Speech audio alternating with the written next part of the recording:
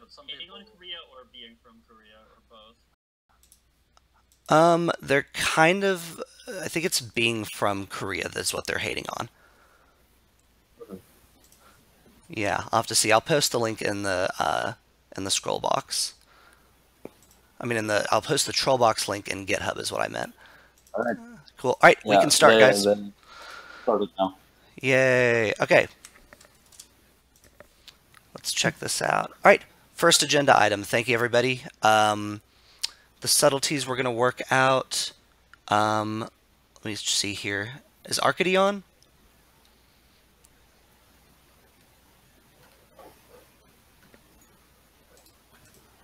I don't see this. Okay. In that case, we'll just keep going for now. This is the 649 Metropolis difficulty bomb delay and issuance reduction. I think that Afri was going to redo that. Let me see what his updates were. Yeah, I see that. Okay. It looks like he just did put in the changes that we talked about last time, which is to reduce the difficulty bomb, as Vitalik had said. There's still a little bit of discussion on that, but I think we're generally set. It was specifically this comment. I'll put it in chat.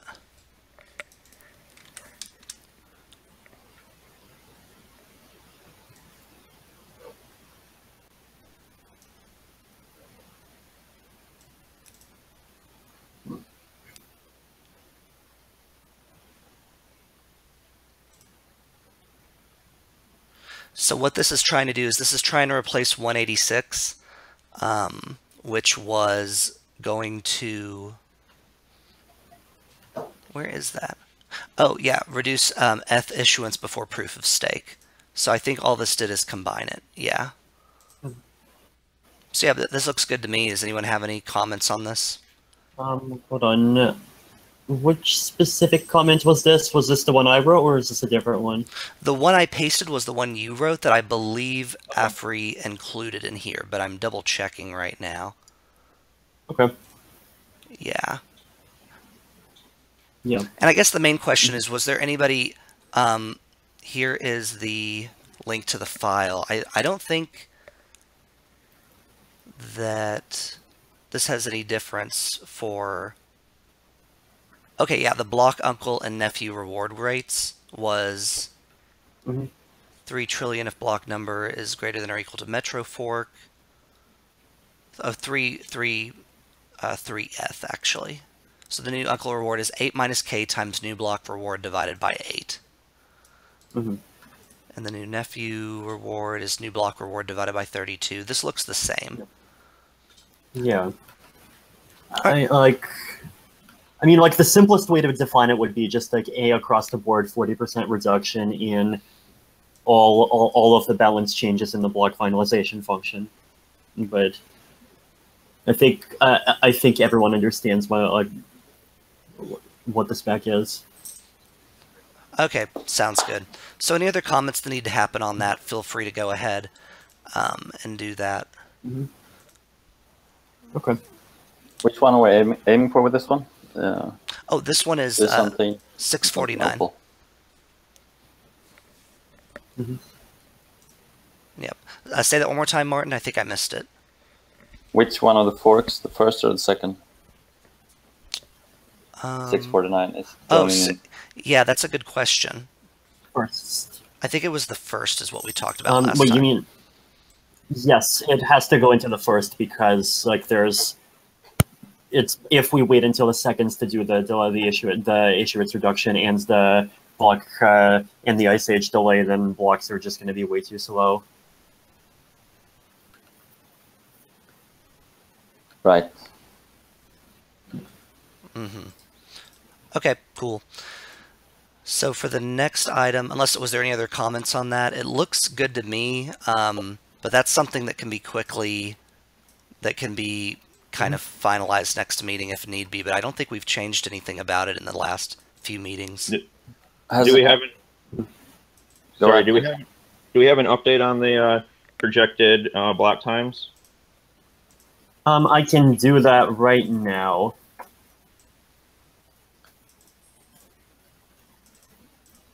Meanwhile, Hudson, is this a finalized one? 649. Yeah. I wouldn't say so because Afri just made changes on it like 3 days ago. But I mean, it's for the purposes of this call. I was looking for anybody who has skimmed it because it's a real short EIP and found any problems with it. But I wouldn't declare it finalized, and to the extent that we declare EIPs finalized. I think it's okay. Should be visible in. Go ahead, Vitalik. Sorry. So here are the results for block time increases. On August 25th, we can expect an increase to about 25 seconds. Then on September 24th, we can expect an increase to 32 seconds. And on Halloween, so October 31st, we can expect an increase to 41 seconds.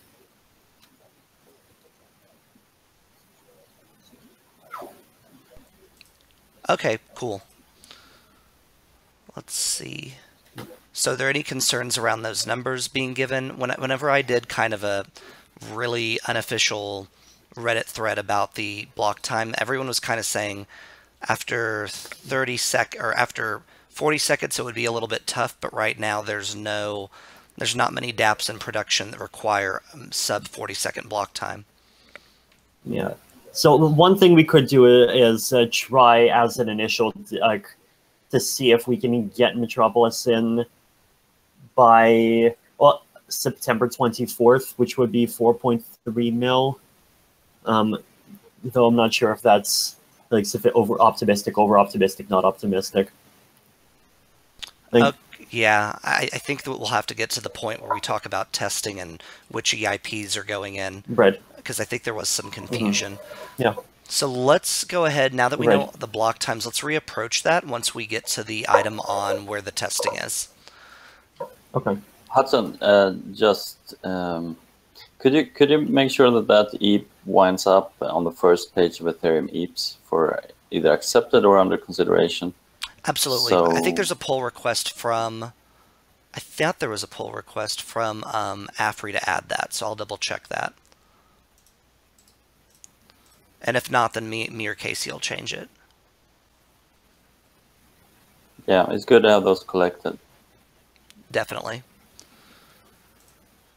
Okay. So the next item, should we defer EIP 96? Casey, you can go ahead with that. On the agenda page, there's a link. I'll paste it into chat as well. That is talking about EIP 96 and why we should defer it. Casey wrote up a thing. Yeah, just looking at the progress made on different ones, it seems like 96 lags behind a little bit. I don't need to repeat everything I wrote in the comment, but did want to hear what other people thought. I mean, I'd definitely be okay with delaying 96 if it meant we could get Byzantium out faster.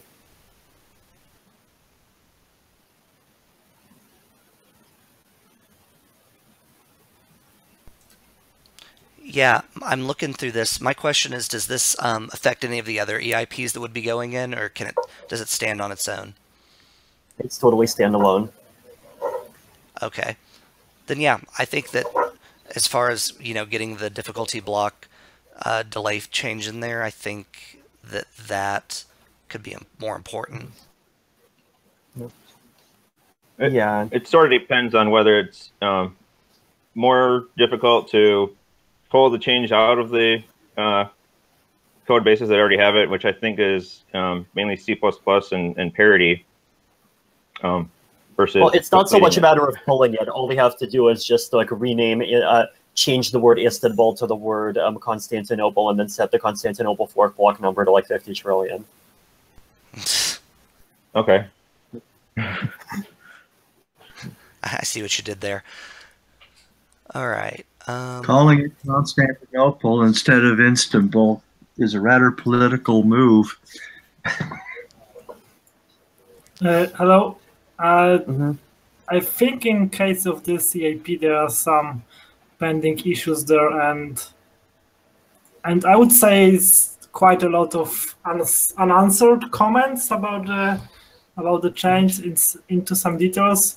I also put a comment in the agenda just after Casey, listing some of points that are coming from my side, but I've seen there are some issues as well, not clearly answered, I think. So I would say the pace on this one is not ideal. So I would also go for delaying this to the next hard fork. Okay. Okay, yeah. Is anyone else in agreement on that? Makes sense. I thumb it up. Yeah, sounds good. Okay.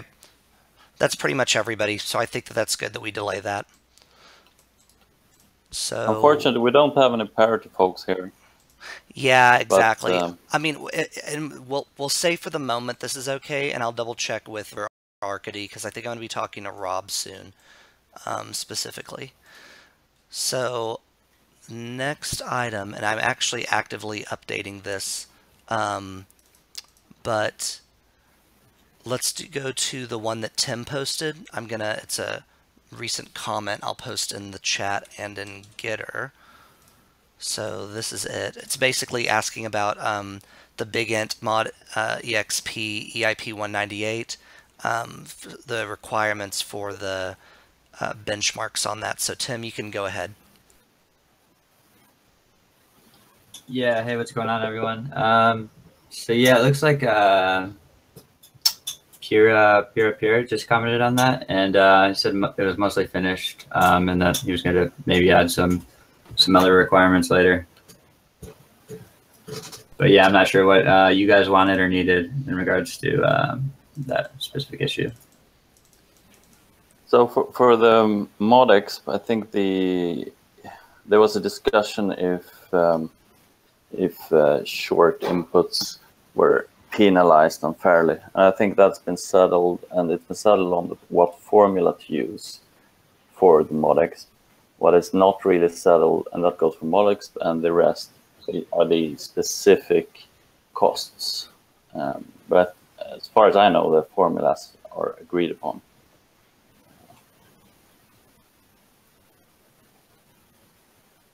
Cool. Yeah. Yeah. Let me know if anybody needs any more benchmarks or whatever. Yeah. Thanks, Tim. It's been helping a lot. I've noticed on the testing channel. So that's great. And does that pretty much wrap up that point? Yeah, more or less. I'm going to try to set up like some kind of framework or check out Holyman's testing framework. But yeah, that's it. Thanks. Great. Just a quick mention regarding one of the precompiled ModEx. Yesterday I was working on merging all the precompiles into Geth, and I double-checked with the other implementations just out of curiosity. And I saw that Parity is still using the original gas calculation. I tried to reach Arcady, I couldn't. So if anyone here speaks with Parity people, please ping them that the gas calculations changed. Yeah, but Peter, we discussed this in our Core Devs channel a couple of weeks ago, and I got thumbs up from I think Robert, and on the Parity team. So it should be aware, but of course it's good to make them extra aware.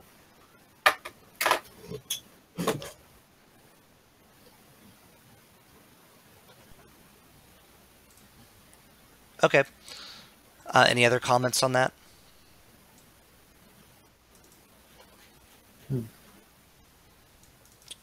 Okay, great. So it looks like the last point for section A for subtleties or questions to work out is I'm going to ask, is EIP 86 the only thing going into Constantinople, which is the hard fork part 2? So it sounds like now it's 86 and 96. Exactly. And then nothing else. So the only thing is, we talked last meeting, considering the bitwise shifting, EIP 215, which is the one that Alex Bergzazi Axic brought up. The link to that's going to be in item 3 of the agenda. Bitwise shifting to replace EIP 145. So is that something to still be considered of enough importance to consider putting it into Constantinople since that was brought up? I'd say it's worth considering, but I don't think it's that useful to spend discussion time on it until basically every Metropolis is settled or on the road to being settled. Okay. Alex, do you have any comment on that?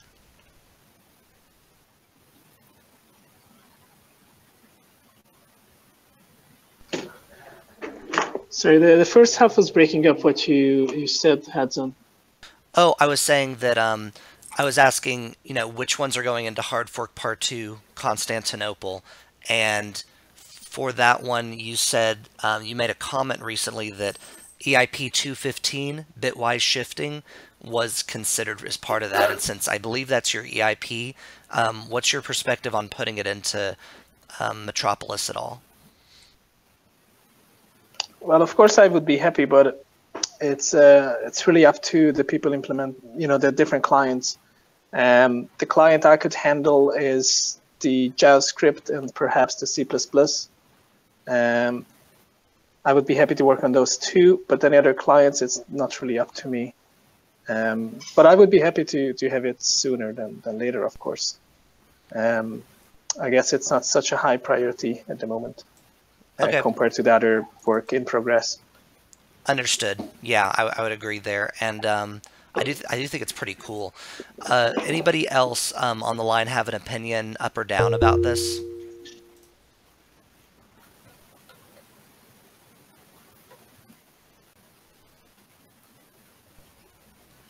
Okay, yeah. For the moment, I think that we don't want to put any more on our plate. It's kind of the feeling I've been getting from other people. So we'll just keep this off of the Metropolis schedule for now.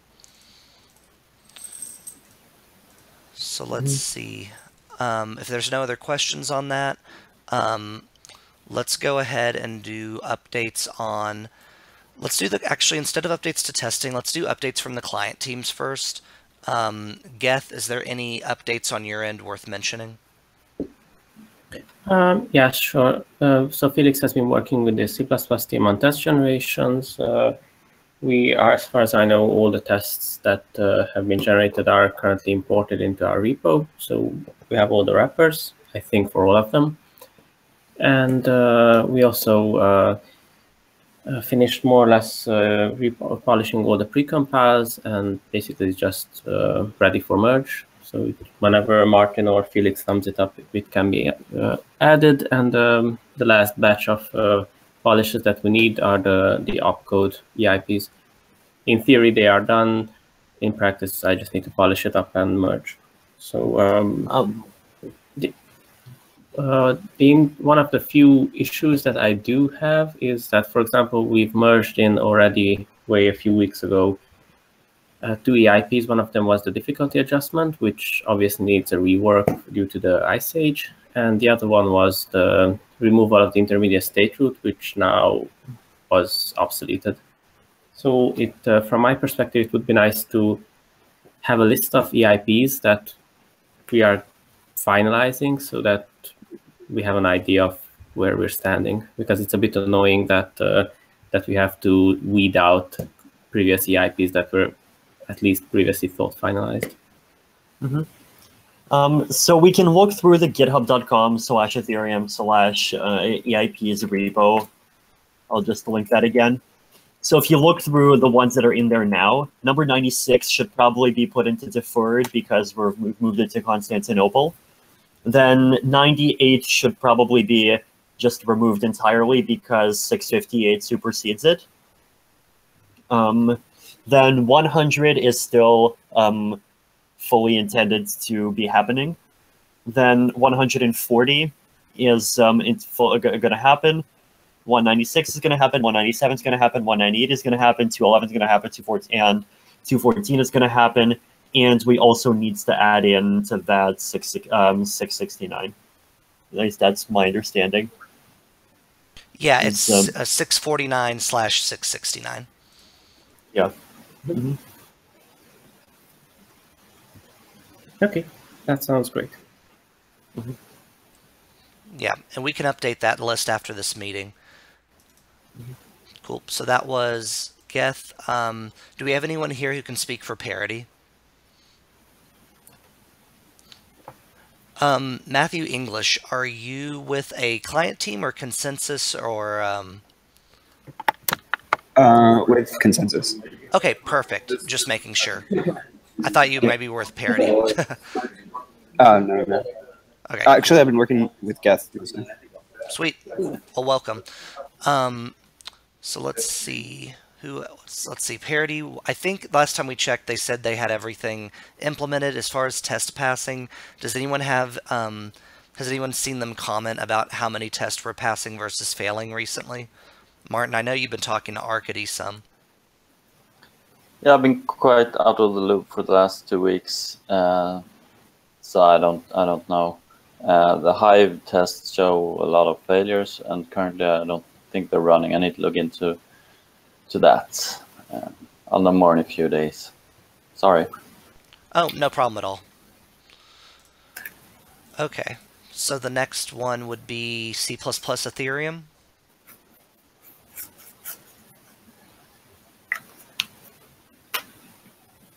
Which I think would be what Christian or Powell, yeah.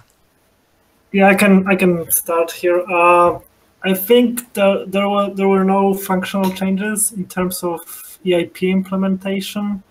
Dimitri and Yoichi are hard working on tweaking the test suite and bringing more tests to EIPs. So that was the main point of following Hardfox implementations. I don't know if Yoichi wants to add something to this. Now we are working on we are working on a random test generation, and Casey is studying a code coverage approach on different clients. What we want to do is fast testing tools that could run a random test on every client, and I badly need support from Get or Go. I mean, from other clients, I need a command that I could use to execute this randomly generated state test. At least one client. Yeah, I think we've come quite far both on Get parity and CPP and Pi Ethereum. And yeah, I think it's just one thing that needs to be added to parity, and that's the receiver command. So we'll just have to bug them a bit more about that.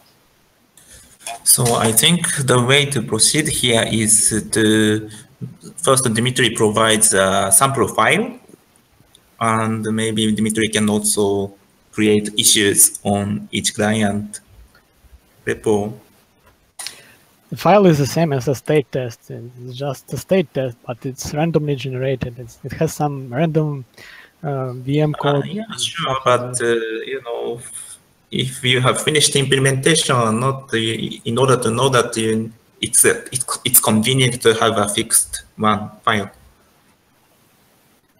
Yeah, any test from the state tests folder on repository. I need a comment from like Get that I could provide this path to a test file, or maybe std input, and then Get could run this particular one file with one test, and I see. say to me if yeah, I think you can already create an issue then, because yeah, I mean the command should take this argument and does this. My idea would be to put up a server which does 24/7 fast testing on all clients, which can be fast, and then the outputs from that would be consensus failures, where you could download the traces and the commands needed to the genesis and the code needed to actually run the EVM and reproduce the issue. That's kind of what I'm hoping to put together. And I think same as Casey. Yes. Question. Isn't the EVM utility in Go Ethereum suitable for this task? Exactly. Yes, that's what I've been trying to achieve with the EVM utility, and the same with the parity EVM bin, which I think it's Thomas has been done most of the work on that one. Casey said the EVM utility doesn't calculate the post-state hash. No, it doesn't. But what you can do, it gives you the internals for each opcode, and that's kind of enough to do equivalence testing. It also needs to a few tweaks to calculate and prepay the gas and charge for the intrinsic gas of a transaction, because when the state tests run, all that stuff is already done. But with the EVM command, currently that's not. It doesn't do that. Yeah. Yeah. So maybe some additional tweaking is needed. Let's have a chat early next week about how we need to tweak the clients and the EVM bins to get what we want.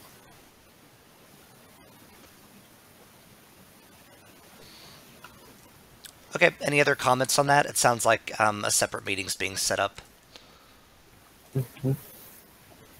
Cool. Lastly, okay, yellow paper. Yoichi, I'm guessing there's not really much update.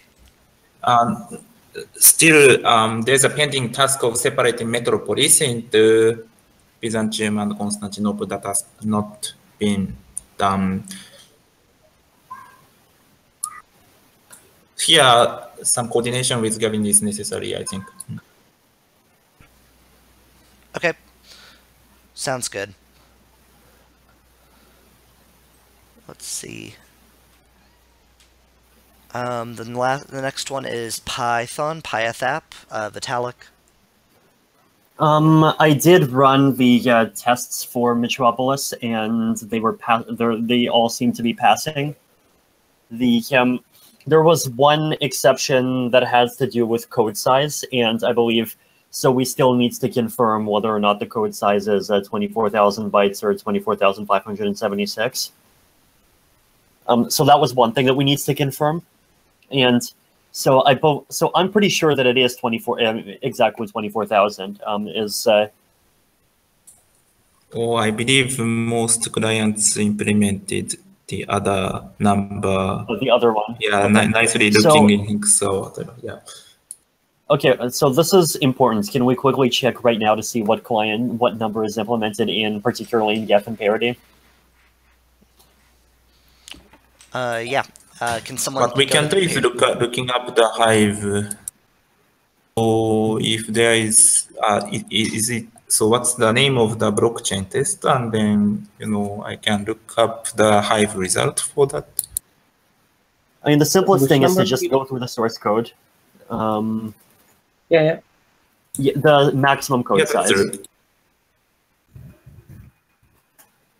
Yeah, can someone go through Parities, who's most familiar with it? Or if the Hive test work for a quick look, that could do it too. Everyone else hears from Geth, mostly. So the Geth code size, max code size is 24K576.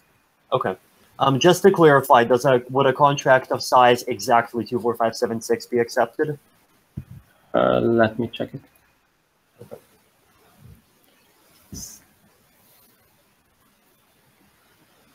Yes.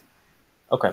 Yeah, let's check parity too then. So the max code size is accepted. Mm-hmm. Cool. Is there anyone in the call looking at Parity or Hive? Parity is also 24,576. And is 24,576 exact accepted?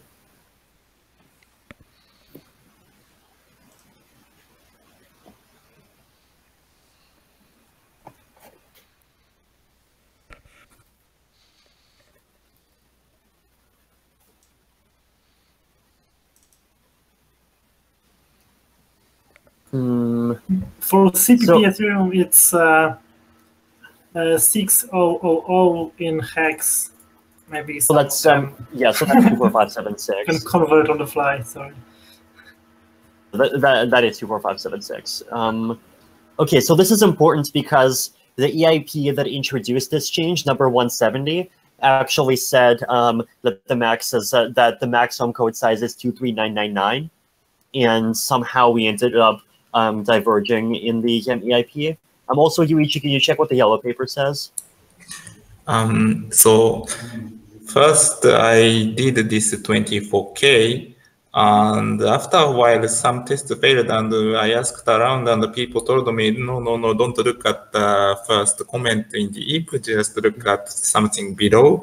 That's the right number. Okay, I don't remember who told me, but I followed that, so I'm sure it's the nice hex number. Okay. Let's see, parity max code size. Okay, right. Let me check through that link. And then, okay, so that gives you max code size, and now I want to search through how the number max code size actually gets used.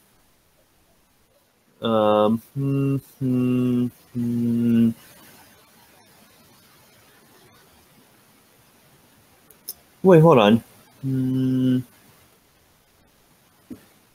I'm not seeing this. Okay, so can you search for the line of code in the parity clients where max code size actually gets called? Or I'm trying to do this and I can only find the JSON files. Same here.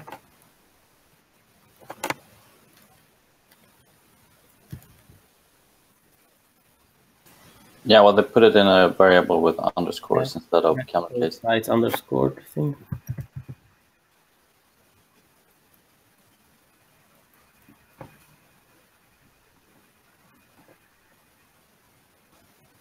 Then it becomes create data limit.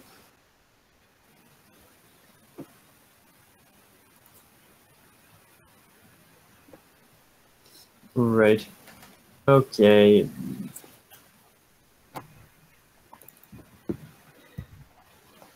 If or data len is greater than, okay, yeah, in parity it accepts exact size.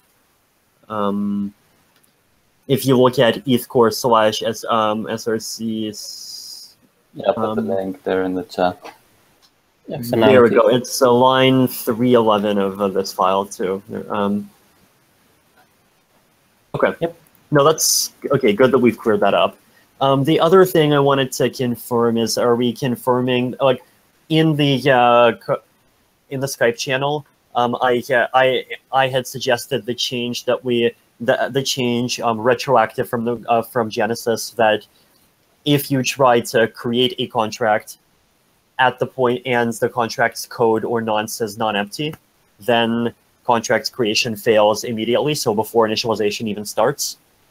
And my reasoning for this is that, number one, this is ultimately basically the only right thing to do once EIP 86 gets implemented. And number two is that it's the only way to trigger any of this before Constantinople is basically to do an address collision, and there's plenty of worse things that you can do with address collisions anyway.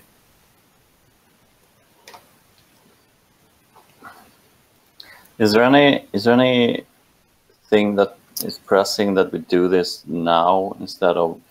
There's nothing pressing, I guess. So we could, if we wanted to, we could just leave this issue until Constantinople. But basically, there is one test which is failing, and it would be nice to agree on what should happen in that test.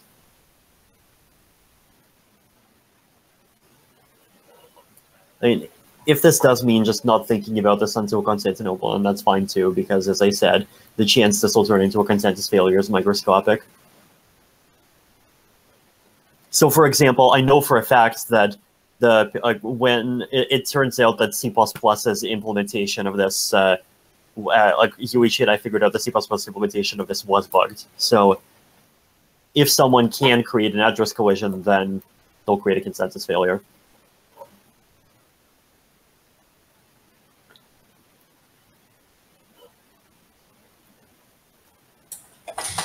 Yeah, this change will make the implementations a little bit easier because address collisions can now overwrite code, the journaling system needs to keep track of all the codes so that all the codes can be recovered. But that's only necessary for address collisions. And if this proposed change comes in, we can make the journaling system already easier.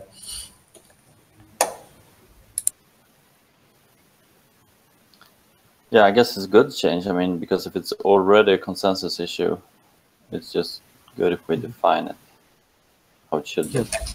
The definition in the yellow paper now is address collisions not considered, and when a contract is deployed, when a contract is created, it starts with the empty code. So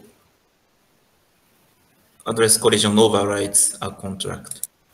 And do we today have tests already? Which yes, we do. Yeah, so it's just something that needs to be implemented, and the test will succeed.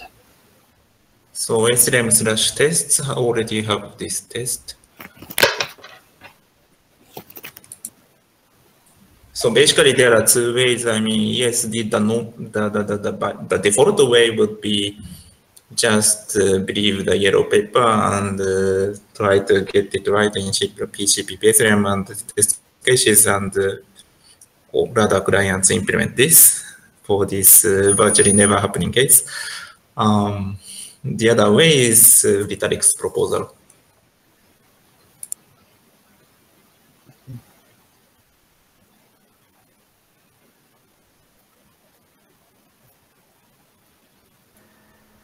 Yeah, I would personally go with the Vitalik's proposal here. It seems safer and more aligned with systems like Git and others, when you never accept the same hash to be downloaded.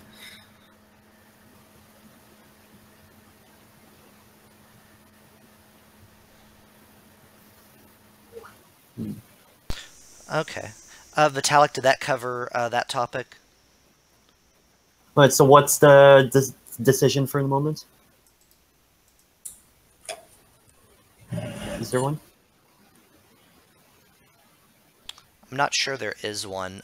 If anything, I like the proposal too. So if I hear no oppositions, I will go ahead changing the CPP Ethereum and change the test suites with this respect. Does it if we're going to disallow overwriting existing contract, does it need a EIP for this to be specified correctly, or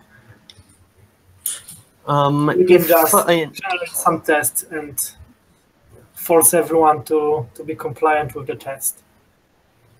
Yeah, so my opinion is that the probability that any of this is going to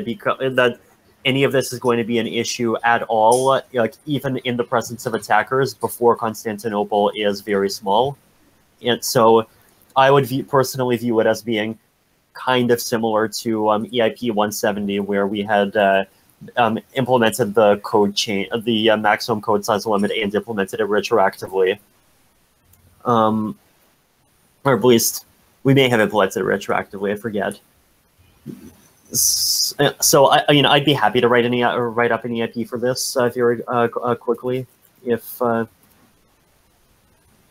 we want to do that for procedural reasons. That's probably good because there's no one from the parity team here, and we're missing a few other client teams like Java. So, yeah, thanks, Vitalik. Let's see. So did that cover that? I think it was Vitalik who brought up that point initially.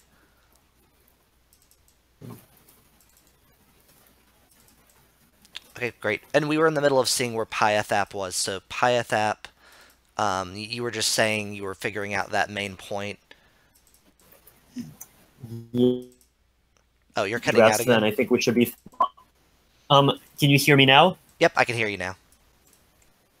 Okay, with those 2 points addressed, we should be fine on the state tests. But I do want to call attention to the fact that the block tests, the block-specific EIPs, so specifically 98 and 100 and 669, haven't been implemented in Ethereum yet, and basically I'm just waiting for tests for those to exist.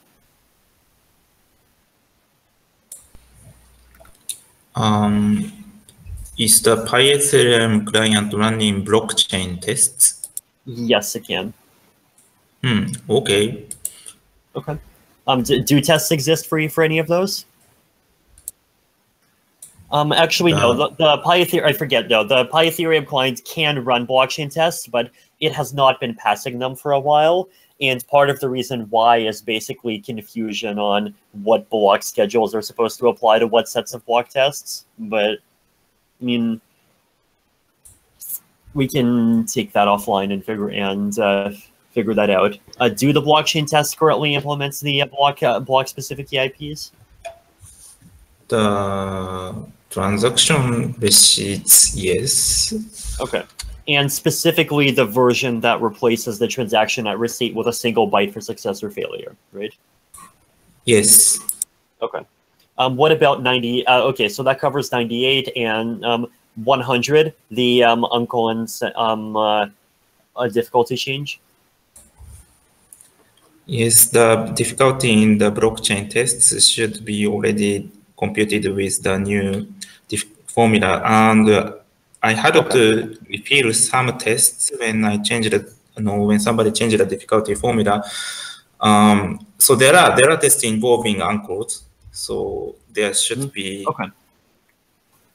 So, and is EIP 669 implemented in CPP Ethereum now? Yes. Okay. In that case, okay, then we'll take this discussion offline and we'll figure out how to. And I'll run PyEthereum through all the blockchain tests and try and talk through any of the ones that. Yes, I'm interested. This is a priority if there's a test missing. Okay, sounds good to me. In that case, I'm satisfied. Okay, great. Any other teams in here? Tim, are you mostly doing Geth and parity testing, or are you with a client team? It's a good question. I'm bouncing all over the place between Geth, parity, and was planning on looking at the C++ implementation and possibly Pyth app or whatever else. Yeah. Cool. Well, hey, thanks for helping out. And so you're not on the Ethereum J team then. I'll try to get one of them involved to see where they're at. Not that they're a client that has to be up to date on Metro necessarily, but I think that's what they were potentially aiming for. So yeah, I don't mind looking at that one either. That's for Java. Yeah, Ethereum J. They're getting back up and going again for Metro compatibility, is my understanding. Okay. Yeah, keep me in the loop on that. Cool. All right. So since that's all the clients, I think throughout this we've been talking about testing. But Dimitri, Martin, or Yoichi, or anyone else, is there any other testing updates we should be aware of? And is there any type of percentage or quantitative measure about how close we are to being done? We have splitted the test with Metropolis field to Byzantine and Constantinople. And there was some updates to blockchain tests, nothing that offer new features, but just cosmetic updates. And Vitalik, you said that you don't know the schedule of a blocks and blockchain tests. It now has a network field that's specifying which rules to use when computing the test. And there are transition blockchain tests specifically to test the transition from one fork rule to another, and the block 5. And we could add the. Is there a document like that it's written out that describes how all of these rules work? They pretty speaks for themselves, like the transition of block 5 from this to that. Okay, I mean, I recommend like having that kind of explicit document written out. But, I mean, as I said, we can go through this later. I pasted in a link from our internal test suite, which initializes. It might be a hint. Might help you. Okay. Yeah, and also Hive tests are generated from the state tests. They are also in a test repository and develop. Please always check that you're on latest develop branch of the test repository. And you could see on a blockchain test, there is a folder general state test, which actually are blockchain tests representing them. And these are the tests that Hive should pass on all clients. So, Dimitri, I'm curious. Earlier, there was something called transition that was transitioned at 5, 8, 10, 14, and 200. I sent the link there. Is that deprecated? Is the link that Peter sent a better source of truth? A link right now? I said in the chat, Google Hangout chat. Yeah, it's a link to the Go source code. Yeah, I sent one above that.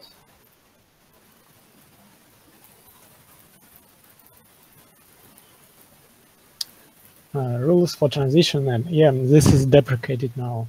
All right, so I'll update that. Wait, there was one single test in a transition. I use it, I have to check.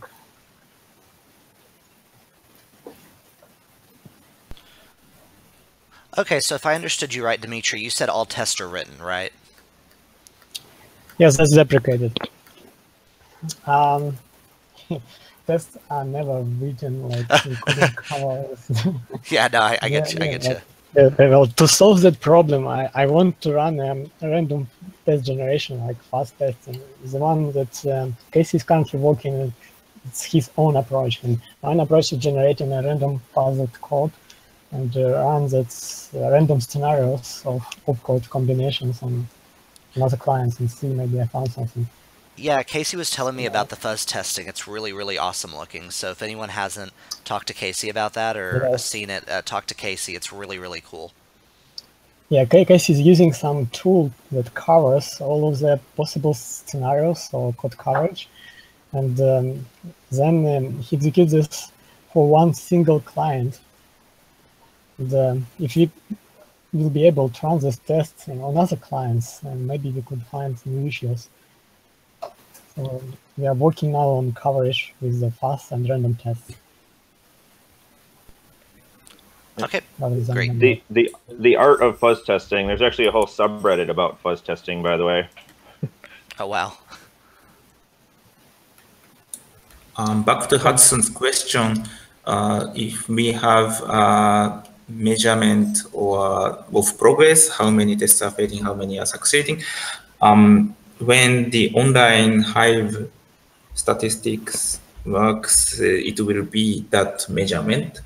Currently, it's weird because in Ethereum/tests, Metropolis tests have disappeared. Now there are only Byzantium tests and Constantinople tests. But in the online Hive interface, we just see the Metropolis test yet, so the measurement is not up to date. So yeah, but when this starts working, we can follow the numbers, hopefully decreasing. Yeah. So Hive hasn't been updated to these new networks, these new rule names. That's why we're not seeing any Byzantium tests on Hive. But it's already helping a lot. Okay, that sounds great. So that kind of goes over testing. So we're back kind of to when the testing and release should happen. And Vitalik, can you remind me when what the block time when it hits like 35 seconds? Did you say? Hold on, let me look through that thing again. Okay, so September 24th is when it goes up to 32 seconds. That's right. And Halloween is when it goes up to 41. Okay. Is it feasible to get this in by end of September? So that would mean by later this month starting testing for... I've heard numbers being thrown around for amount of time to test, and I think that we hit a sweet spot on 4 to 5 weeks, right? Yeah. And so I think right now the major progress we've had with this meeting is that it seems like we've established the full specification of all the EIPs, and it does not seem like we're arguing over EIP kind of protocol anymore. And that we have clients that have implemented them, and it seems like we may already have tests for all of them. So the next stage at this point seems like getting to the point where all the clients are passing all the tests and we're comfortable that the test coverage is complete enough. In terms of tests, there are two things to catch up. 96 should move to Constantinople. This hasn't been done in the tests yet, so this has to be done. And this Ice Age delaying is not implemented, so this has to be implemented in CPP and the tests. Yeah, I would feel good, and I just want to see everyone's opinion on this, if we can get some approximate dates that we think we would be able to launch testing today, just because the next core dev meeting is August 25th, and then the one after that is September 8th, and then we're getting into some higher block time territories.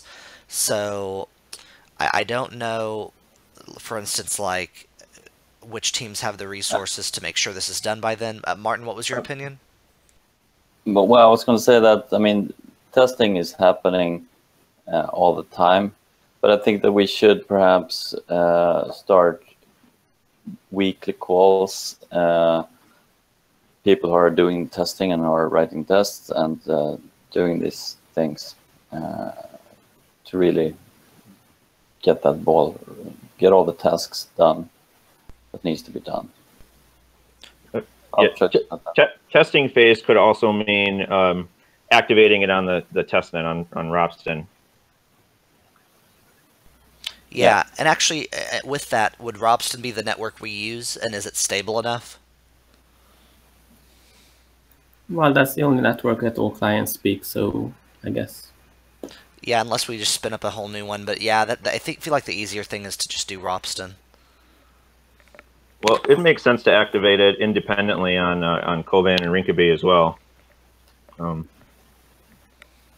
Yeah, Peter, what would you think about updating Rinkeby with this type of thing?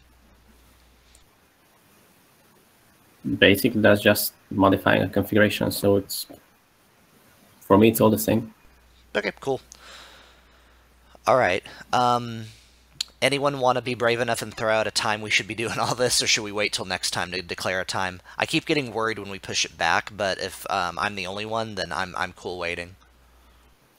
Would it be meaningful targets to, let's say that let's try to wrap up and try to pass all the tests by the next core dev meeting?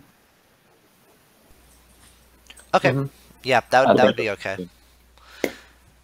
So if we're doing that, if we're wrapping up and have the test done by the all core dev meeting, then we could feasibly then, like, something like the last week of August, start the testing period, right? For a testnet? Or first week of September. Yeah, first week. Well, basically, yeah, last week of August, first week of September kind of period. Yeah, Vitalik, did you? I thought you were about to say something I didn't see. No, just gonna say that sounds fine to me. Okay, so right now we're gonna shoot for testing to start somewhere between the last week of August and the first full week of September, and then testing would occur for, did we say what was the number? 4 weeks? Or actually, can it be shorter than that? Or, I mean, I feel like we had this discussion in multiple core dev meetings ago, but there's like there's not, like, basically the more weeks of testing doesn't necessarily provide that much value as you go up a number of weeks past a certain week.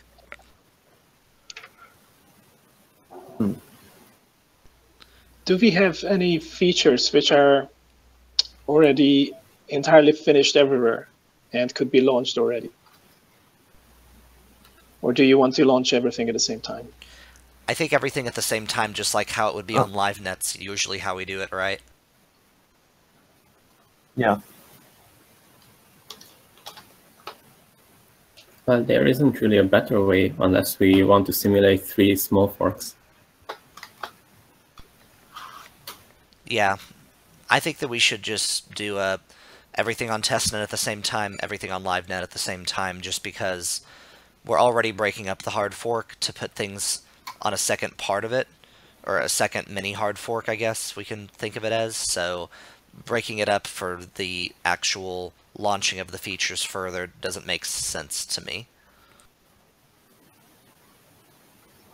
But I'm not actually implementing these features, so I'm totally happy to hear anybody who thinks differently. But I think there's an easy way to launch one feature but not launch the other one, so it will be just messy. Okay. Okay, so yeah, we'll shoot for end of, last week of August, first week of September, and then 4 weeks from them. So we'll basically be getting it done by, let's see, 1, 2, 3. If we do 4 weeks of testing, it would be first week of October. If we do 3 weeks of testing, it'll be the last week of September. Of course, depending on when we actually, launch it on Ropsten. Oh, also, I'm guessing it's better to, just as we're deciding dates and stuff, it looks like it's better, during the week to launch these things, right? Because that's, work week instead of a weekend. Yes. Okay, cool. I'm with that, too. Oh, man, my birthday's on September 24th. It's a Sunday, though, so let's not launch it then. I was about to say I could get a birthday present, but yeah, that'd be a stressful birthday present. Let's not do it that day. Well, at least the current target for the 41-second mark has some nice candy and ghosts on it. Yeah. We're also in DevCon in Cancun then. I don't know. Oh yeah, we are. Oh, yeah, it's true. I feel like multiple teams and multiple people would have heart attacks if we did the fork during Cancun. So yeah, let's not do that. Okay, cool. So we have dates at least for testing done last week of August, first week of September time period. So yeah, I have something on here for gas prices and opcodes for precompiles. Martin, I think we've been going over updates as we've been talking, but is there any updates you want to describe or any needs you have? No, I haven't been able to spend any time on this. But what I can say is that it appears to me that the new opcodes the new precompiles compared to the old ones, it seems like the old ones are too cheap and the new ones are a bit too defensive, too expensive, and should be made a bit cheaper. And perhaps the other ones, yeah, they're not in sync. And it looks like Tim and Matthew had been messing around with running some of those on different clients, so we could probably get their support a little bit more if needed. I think I've been seeing that in the testing channel at least. So feel free to ask for help as you've already been doing. Yeah, well, I'm back in working full time now, so I'll talk with Arkady and the other guys who are doing benchmark, Yoichi and Tim, and we'll try to decide on something. Sounds good. Okay, cool. We already talked about bitwise shifting. Is there anybody else who has any other topics that aren't covered on the agenda in this call? Nope. Nothing? Okay, I'm going to post something funny I found in the troll box. Basically, someone kept seeing Greg's picture and making up, different scenarios about Greg being this wealthy wizard with birds in his beard. So you can read through that if you want. What? Story, bro. Wealthy? You've got to be kidding.